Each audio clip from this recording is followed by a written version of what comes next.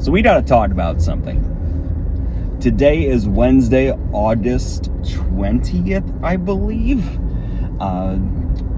Sony just announced that they will have price increases on their slate of PlayStation products starting tomorrow.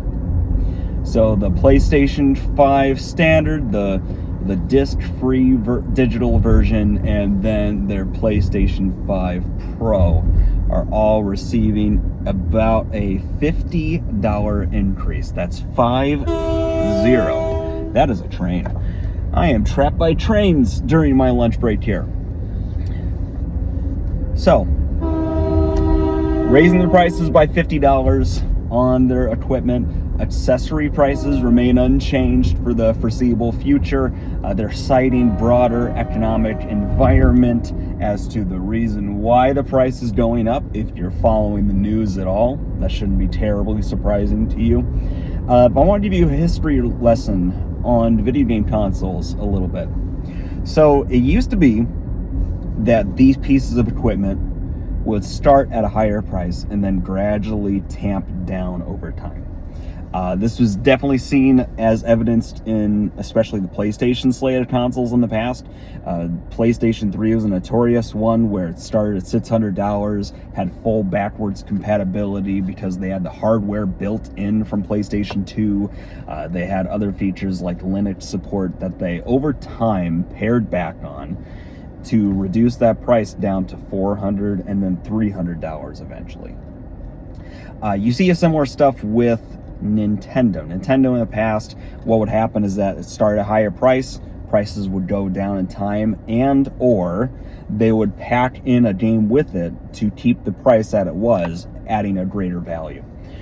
In the past, these consoles were sold at a loss. So if the system had a $250 price tag, they would be losing profit on that sale. And the business environment, the business strategy made sense at the time because they would try to have as low cost of entry as possible on the system, and then they'd make their money on the back end with video game sales, licensing deals, accessories, and the like. It was really at the start of the Nintendo Wii where we started seeing the console manufacturers actually selling at a profit. Infamously on that one, it sold at $250, was gone everywhere for a long time. There were interviews after the Wii was done where some of the leadership there was lamenting the fact that they didn't sell it at a $300 price because they saw such terrible scalping going on. And since then, you've seen a lot less price elasticity when it comes to these things. This is obviously no longer the case. You saw the Meta Oculus Quest go up in price, weirdly enough. I think that was last year. You saw the Switch 2 with a pretty hefty price tag. Now it's new equipment and a new generation, so there's some unsurprise there. But you saw the accessory prices go up, and then you also now have the PlayStation 5. Coupled with that and $70 price tag increase, sort of did the churn and did the knife twisted a little bit as a consumer. I also want to take a moment to explain to you why tariffs are at least part of the impact. I work in purchasing and procurement, supply management. I've got an intimate understanding of this stuff based off of my work experience and just the business environment today. You're seeing cases where there are 10, 15, 20, in China, for example, or Brazil or India, 50% increase. Now,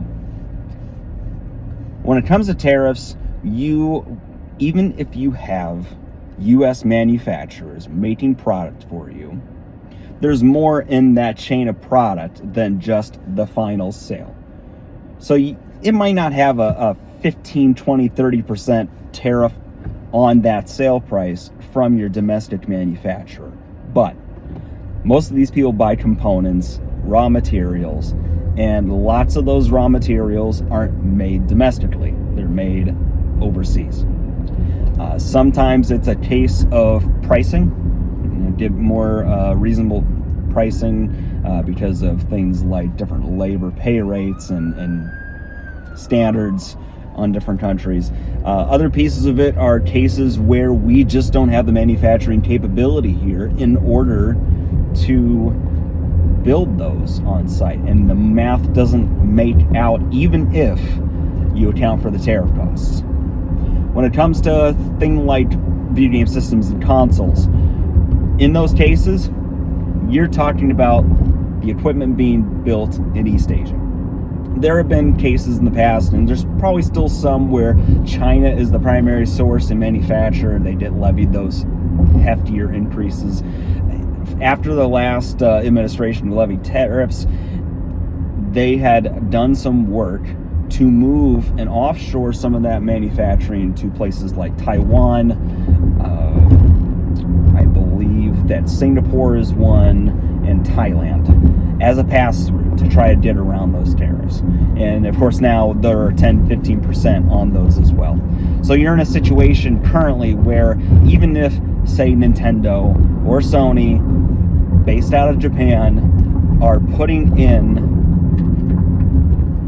their shipments for these components and passing it through to Taiwan, for example, they're still getting hit with those percentage increases.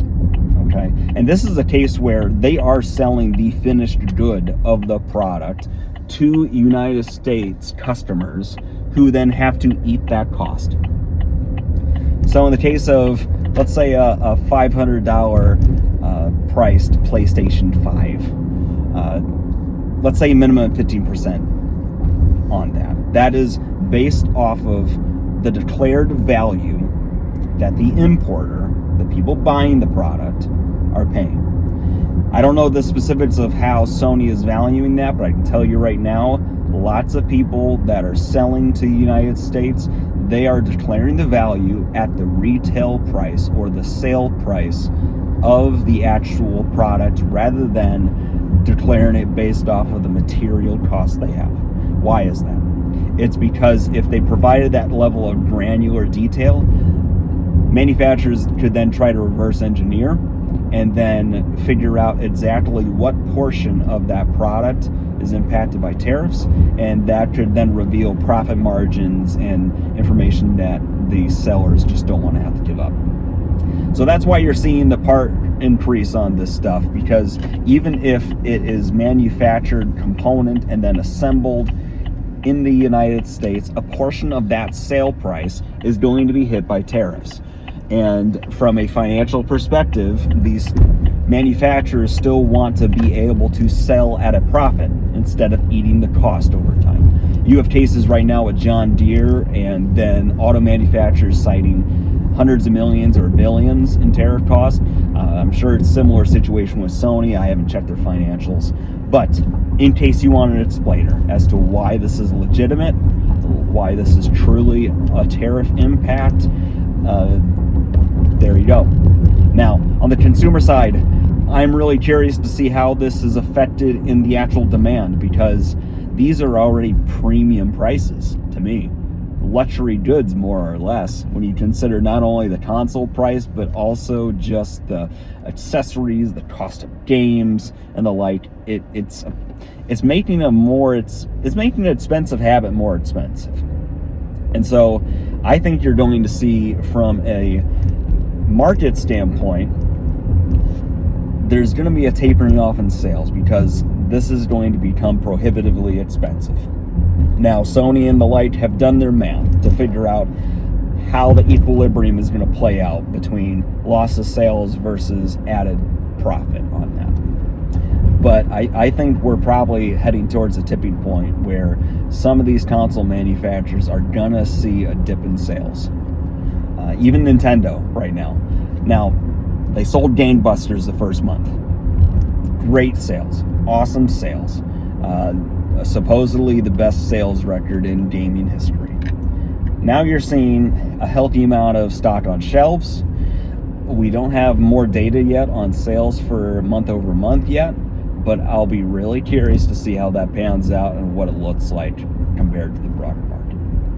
So, No, this is After the Hype. No, this is supposed to be an entertainment-based channel, but this is entertainment adjacent, and I think it's worthy of discussion. So, you have any questions or ideas or comments, you want to complain to me about how I'm wrong, feel free to do in the comments, and I'll tell you why you're wrong. Peace.